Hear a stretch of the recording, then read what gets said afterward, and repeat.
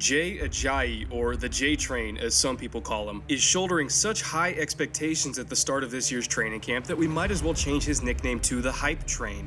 After a very encouraging 2016 season where he put up nearly 1,300 yards rushing and only 12 starts, Ajayi is now going into his third year in the league as the undisputed focal point of the entire Dolphins offense. He's got speed, he's got power, and he's got the unnatural lateral agility that you expect out of a great starting running back. But what he did not have last season was consistency in his production. Despite rushing for more than 200 yards in 3 different starts last season, Ajayi was also held to fewer than 60 yards in 5 other starts. So taking that into account, what should fans and fantasy owners expect out of the J Train in 2017? The boom or the bust? Well, if the tape and the numbers are to be believed, maybe just a little bit of both.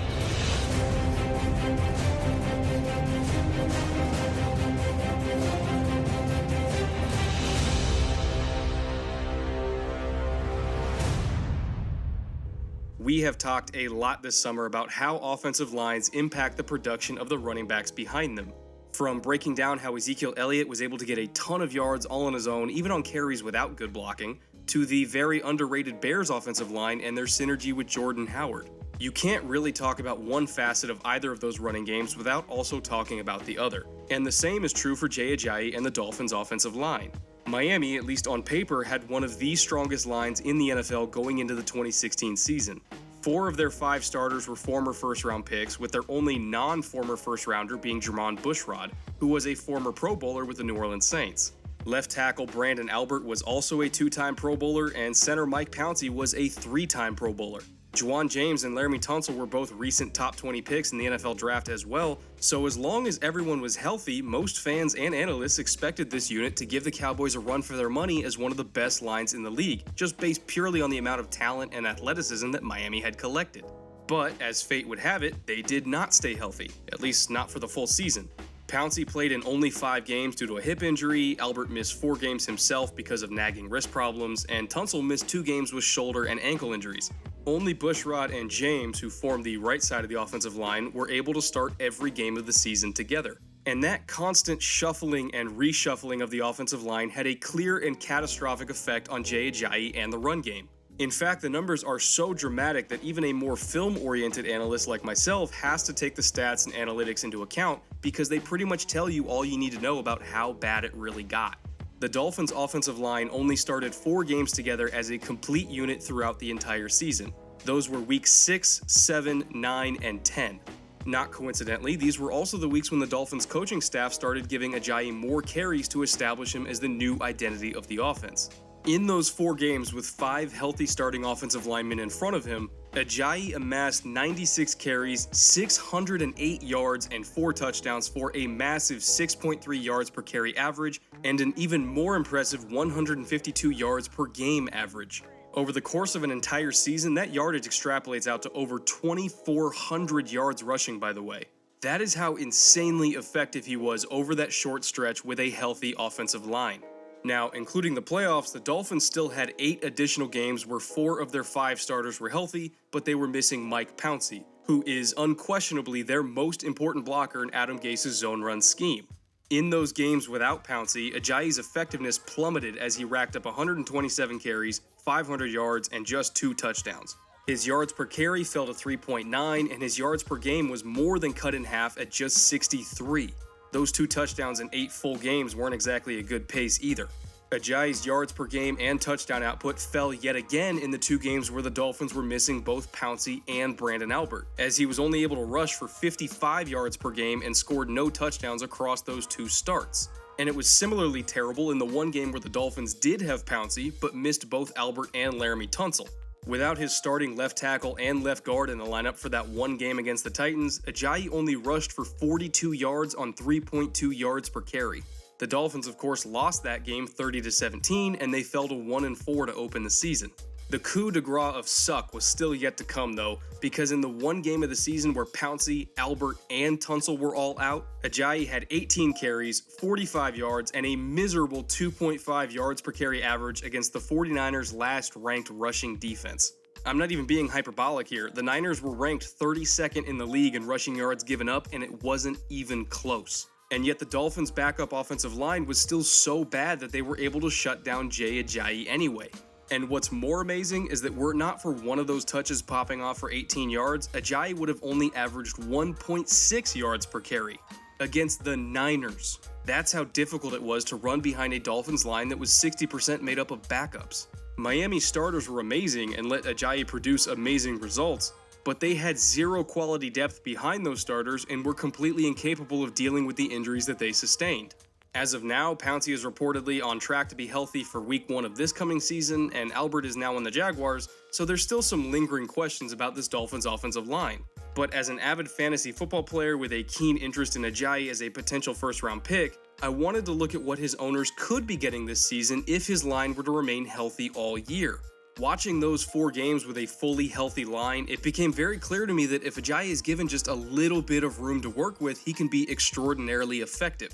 He has the power to break tackles on the second level. He has the speed to threaten the edge and press these zone runs front side to help open up cutbacks to the backside. And he has the vision to quickly diagnose the blocks in front of him and hit the hole as fast as possible. In fact, on tape, I think Ajayi's overall talent greatly surpasses that of fellow fantasy darling Jordan Howard, who I broke down on this channel just a few weeks ago. But the difference between Ajayi and Howard last season was that Howard actually had a healthy center while Ajayi did not. In zone run schemes, centers are so important that having a good one can be the difference between a great run game and a miserably bad one. And I really do think that if Pouncey were healthy for the entire season, Ajayi might have challenged Ezekiel Elliott for the rushing title. I truly believe that, considering how productive he was when Pouncey was actually on the field. But saying that, I do want to give Ajayi some individual credit as well. It's not like he was running through huge chasms and everything was easy on him. He did earn every single one of those yards in that 4-game stretch. I can think of no better example of that than in the fourth quarter of his Week 7 game against the Bills. The Dolphins are backed up to their own end zone, it's 2nd and 9, and Adam Gase calls for a gap run up the gut to try to create some room for Ryan Tannehill and set up an easier 3rd down. Ideally on this play, Ajayi will be keying off the ace block between Pouncey and Jermon Bushrod, which is a combination block between the play side guard and center. If all goes according to plan, Pouncey will be able to cross the face of this cocked 1 technique while Bushrod pins him, and once Pouncey gets in a position to continue pinning down that nose, Bushrod will advance to the 2nd level and take on the Mike linebacker. Meanwhile, right tackle Juwan James should be sealing the play side defensive end to the outside, creating a lane essentially off of the right hip of Pouncey in the A-gap. Once Ajayi clears that hole, he just needs to read the leverage of the linebacker that Bushrod is blocking and make his cut accordingly, either to the left or to the right. But, as you might expect, this run does not exactly go according to plan. The play side defensive end starts crashing inside of James and is in position to plug that hole that Pouncey was able to open up, so Ajayi has to improvise. He sees the C-gap vacate outside as the defensive end goes inside, so immediately he drops his hips, widens his feet, and makes a great cut to get there with no wasted momentum. The Mike linebacker is right there in front of him though, filling that gap, so again he drops his hips, widens his feet to maintain balance, and on only 1 step he's able to plant and make that cut to shake the Mike and get downhill. Just a few steps later, the safety is squaring him up in space, so the hips drop yet again, he stays low through contact, finishes with a stiff arm, and runs through 2 tacklers to pop himself free once more. This run is quintessential Ajayi. You see the vision, you see the speed, you see the power, but more than anything else, you see the efficiency with which he moves. Throughout all of his game tape, whether he's putting up numbers or not, you see the same thing on every carry. He runs low. He's consistently got a low forward lean to him so that no matter what, he's always balanced, he's always falling forward through contact, and he's always able to change directions on a dime. The lower you run, the lower your center of gravity, and the more balanced you are in everything that you do, whether it's running around someone or running through them. That low center of gravity helped him constantly break tackles in the backfield to make something out of nothing when his line was ravaged by injuries, and when his line was healthy, it just made him all the more effective when he was given real lanes to run through. No running back can be super productive if they have a terrible set of blockers in front of them, not even the great ones, but great running backs do have the ability to make a good line look even better. Ajayi, to me, is that kind of running back as long as he can remain healthy himself. Keep in mind that his own injury history is what dropped him to the 5th round of the NFL draft in the first place. But assuming he does remain healthy and that Mike Pouncey and Laramie Tunsil both remain healthy as well, I think Ajayi is definitely talented enough to put up massive numbers on the ground. Like I said, he has the speed to beat you frontside if you're out of position, he has the agility to beat you backside if you even remotely hesitate in pursuit, and he has the power to just straight up run over you even if you do get in good position. I've seen what Ajayi can do when he has actual honest-to-God holes to run through, and it's very, very impressive.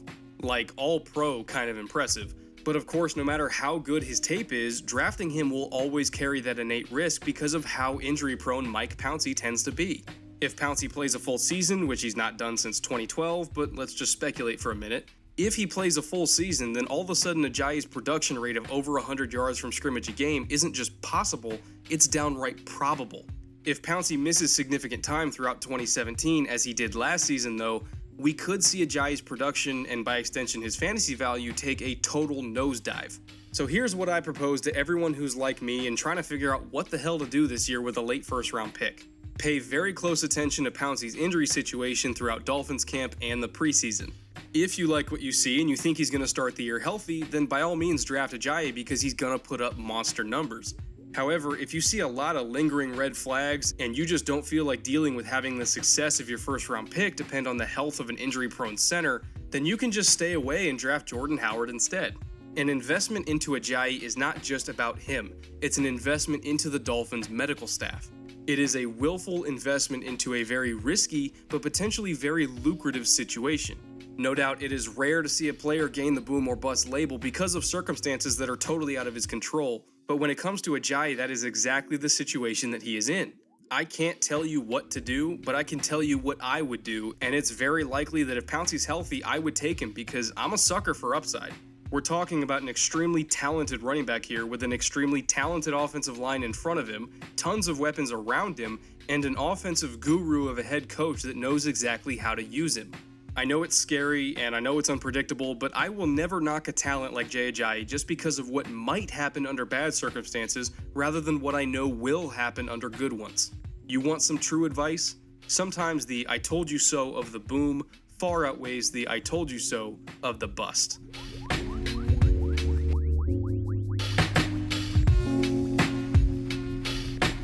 Thank you so much for watching this week's episode. It was all made possible by our wonderful Patreon supporters from the past week. Their names are all up on the screen right now. Training camps are getting into full swing as more teams report, so I'm taking a bit more of a fantasy slant for the next couple of weeks until the preseason starts. There are some highly debated players that I want to get my thoughts out there for, and Ajayi is just the first one. Next week, we'll take a look at a receiver that is generating a ton of buzz heading into this season, and that's Redskins wideout Terrelle Pryor. He had kind of a breakout campaign last year in Cleveland and then signed with Washington this year on a one-year prove-it deal. He'll be catching passes from a much better quarterback than he's used to in Kirk Cousins, and with his physical skill set, a lot of people are expecting big things from him in 2017. Next Thursday, we'll dive into his tape from last year and evaluate just how high his ceiling really is, so stick around for that. Until then, later.